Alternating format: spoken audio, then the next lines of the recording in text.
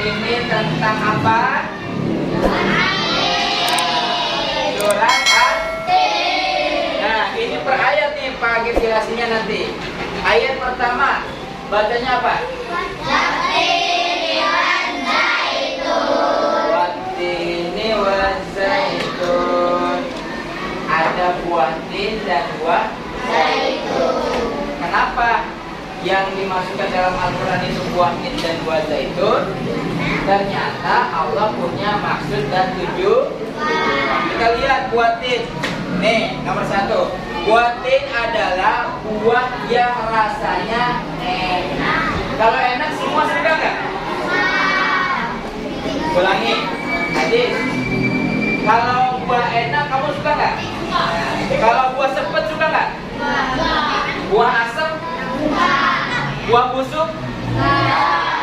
Kalau sudah enak, pasti yang kecil, yang baik, yang beranjak dewasa sedikit, yang gede, yang tua, pasti semuanya mau.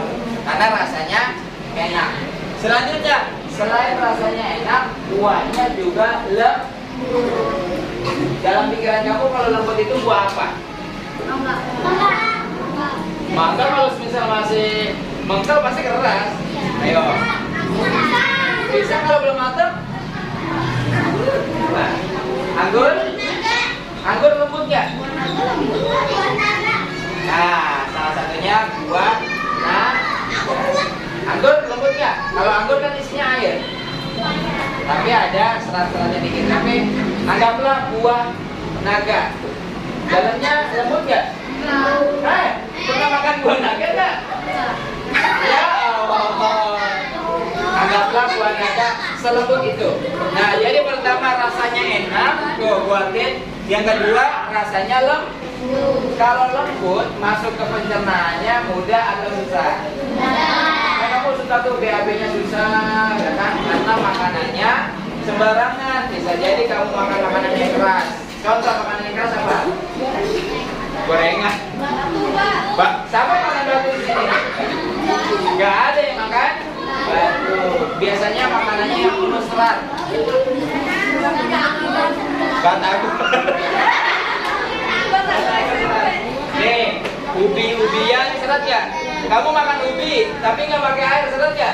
Nah, itu namanya yang nah, ini udah rasanya enak, teksturnya lembut, mudah dicerna. Kira-kira orang tua sekalipun nggak punya gigi, suka nggak? Suka, apalagi kita yang giginya masih sehat. Coba giginya sehat nggak? Ada kan? Di sini nggak ada yang ompong semua. Sekalipun ompong paling cuma gigi 1, giginya 2, benar nggak? Nggak ada yang semua di bawahnya hilang, pasti ada. Nah, selanjutnya, buah tin ini biasanya digunakan untuk obat. Udah rasanya enak, lembut, mudah dicerna, bisa jadi obat lagi. Enak nggak kira-kira? Kalau tahu kita kan yang namanya obat apa? Pahit, keras, nggak enak. Obat apa yang masuk? Obat mana-mana Pak? Kecuali obat yang cair, yang ada rasanya. Tapi biasanya kalau obat yang bundem tuh yang pil, biasanya Pak air. Nah, ini ternyata obatnya terbuat dari buah tin. Selanjutnya, az-zaitun. Tuh, buah zaitun adalah buah yang penuh dengan kandungan minyak. Di dalam pikiran kamu kalau minyak itu apa aja? Ada minyak apa aja? Minyak goreng, minyak goreng, minyak tanah, minyak kelapa, minyak bumi, minyak apa? Minyak angin, benar. Minyak kayu putih, minyak wangi, itu semuanya minyak yang isinya tuh campuran dengan minyak zaitun. Ada lagi minyak apa tuh? Minyak apa? Kalau GPU kan merek. Ada nggak yang sini diurutnya pakai minyak goreng? Ada. Yang diurut pakai minyak kelapa? Minyak goreng sama minyak kelapa sama nggak? Sama.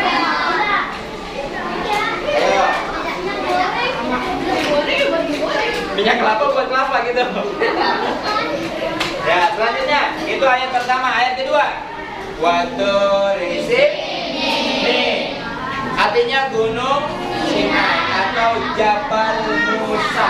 Kenapa disebut Jabal Musa? Karena gunung itu adalah tempat di mana Nabi Musa mendapatkan wahyu dari Allah dan diangkat menjadi nabi dan rasul. Ternyata ada info juga, gunung ini pernah Nabi ketika Mi'raj itu berhenti sebentar. Buat apa? Buat menghormati tempat tersebut karena dahulu kala Nabi Musa pernah mendapatkan wahyu dari Allah. Saking mulianya tuh gunung Sinai. Ternyata setelah itu ada yang ketiga, wahadal baladil amin. Apa tuh artinya? Wahadal baladil amin, kota yang aman. Kota apa yang aman? Maka Al-Mukarram.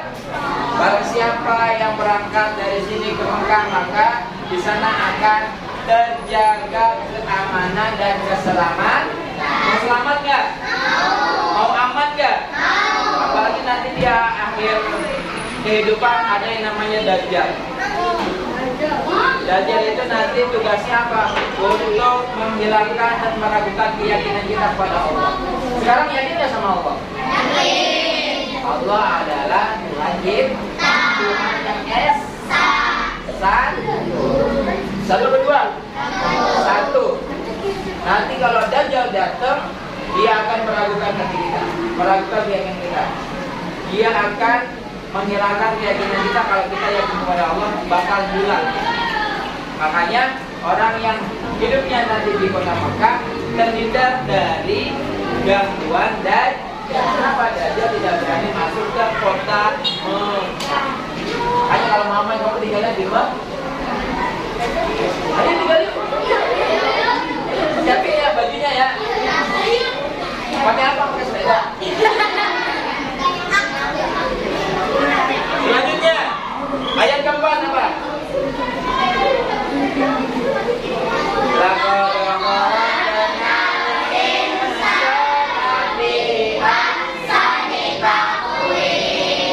Ayo artinya baca. Sungguh kami telah menjadikan manusia adalah ciptaan yang paling sempurna. Siapa manusia? Manusia, kamu manusia bukan ini? Manusia. Kamu merasa sempurna nggak? Di sini ada yang merasa nggak? Aku masih sempurna nih. Merasa nggak? Nih, bedain ya. Allah ciptain manusia dan hewan ya. Kita sama hewan. Allah ciptain manusia pertama ada akalnya, pikir, kepakai nggak pikirannya? Nih, gini. Siapa namanya? Tiara. Pakai punya spidol. Ya. Kalau pakai pukul kepalanya nanti kira-kira sakit atau enggak? Kalau pikirannya dipakai pasti sakit. Makanya kalau misal ada orang mukul kemudian baru berpikir berarti telat. Dipikirin dulu baru dikerja. Jangan ini tendang dulu. Oh iya ya, kan sakit ya. Nah, salah. Nyentil dulu, sakit ya? Salah nggak? Berarti pikirannya nggak dipakai. Anu ceritanya ngekek temannya nih. Apa pingsan? Sakit ya?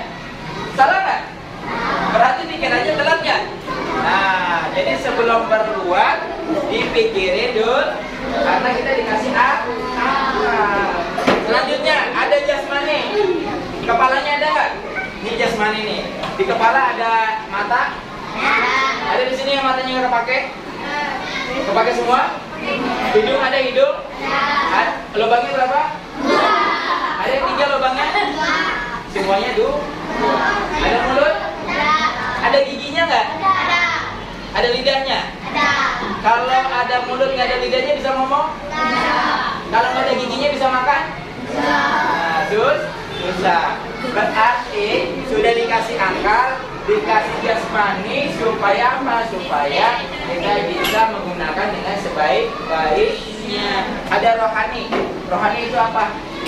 Perasaan, kemudian akhirat. Tujuannya kita di sini supaya apa? Mendapat ilmu, supaya nanti bermanfaat. Nah, selanjutnya hawa nafsu nih, kayak gini nih. Kamu nggak pengen jadi orang kaya?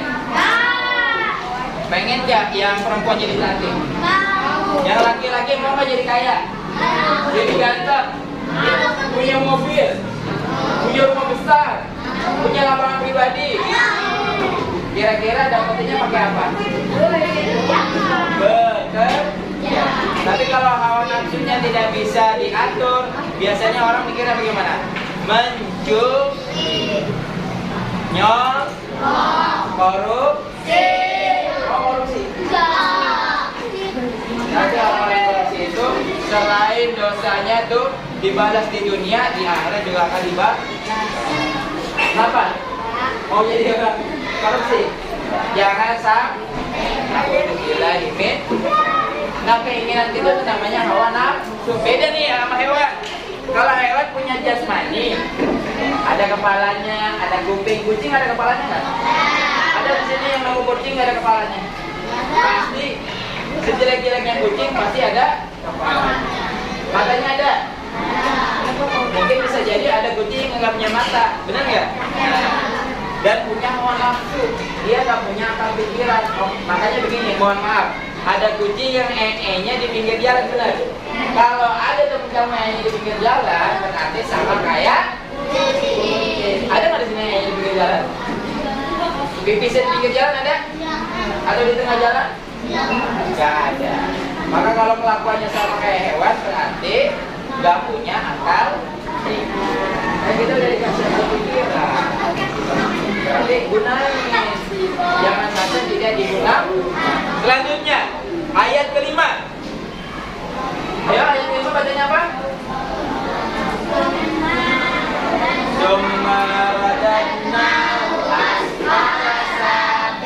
Artinya kemudian Allah akan mengembalikan manusia ke derajat yang serendah. Kamu sempurna, tapi kalau akal pikirannya nggak sempurna, derajatnya sama kayak hewan. Mau disamain kayak hewan? Selanjutnya ayat ke-6. Illalladzina amanu wa amilus solihati lahum ajrun ghairu mamnun. Kata Allah, kalau misalnya kamu punya amal ibadah yang baik, maka di akhiratnya nanti bakal apa? Terselamatkan, bakal senang. Selanjutnya ayat ke-7. Bama yukadzibuka ba'du biddin. Artinya benar bacanya 1, 2, 3.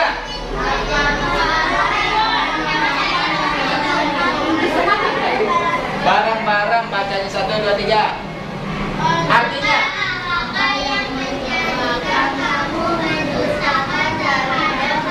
maka apakah yang menjadikan kamu mendustai Allah tentang hari akhir? Nih, hari akhir itu ada hari pembalas. Yang di dunianya suka bully, nanti di akhiratnya dibalas. Bully itu pakai mulut atau pakai tangan? Ada yang pakai mulut, maka nanti lidahnya dipotong sama Allah. Nanti panjang lagi, potong lagi, panjang lagi, potong lagi, sampai sakit keselnya lidahnya itu dicacat pakai tombak yang panas. Sampai kapan? Sampai dosa di lidahnya, di mulutnya hilang. Makanya sekarang kalau kamu punya dosa sama teman, punya salah sama teman, mohon maaf. Itu baru dosa lidah. Belum dosa telinga, dengerin teman ngata-ngatain, kita diam aja. Dengerin apa namanya? Hal-hal yang tidak baik didengarkan. Tuh yang kayak gitu. Ditusuk telinga kita tuh. Mau nggak ditusuk? Mata nih yang suka melotot sama temannya. Ayo, ada nggak? Melotot sama orang tua.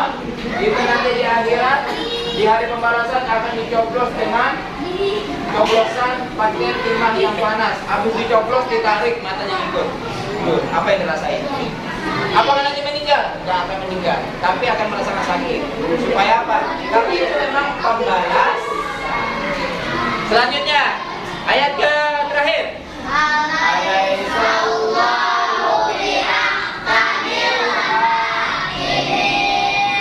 Nantinya? Bukankah Allah hakim yang paling adil? Adil kan? Nanti kalau kamu tidak merasa adil, tidak mungkin. Semua akan merasa adil.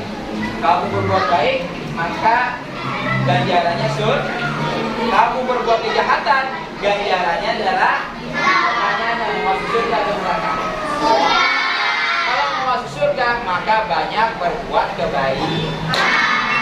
Jangan mengurangi hal-hal yang menurut kamu teman-teman nih harus dibantu.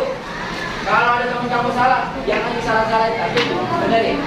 Ada yang kesusahan, tolong. Ada yang apalagi butuh bantuan, dibantu.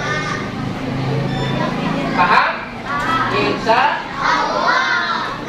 Ada yang mau bertanya? Oke, sekarang kita siap-siap akan sholat zuhur.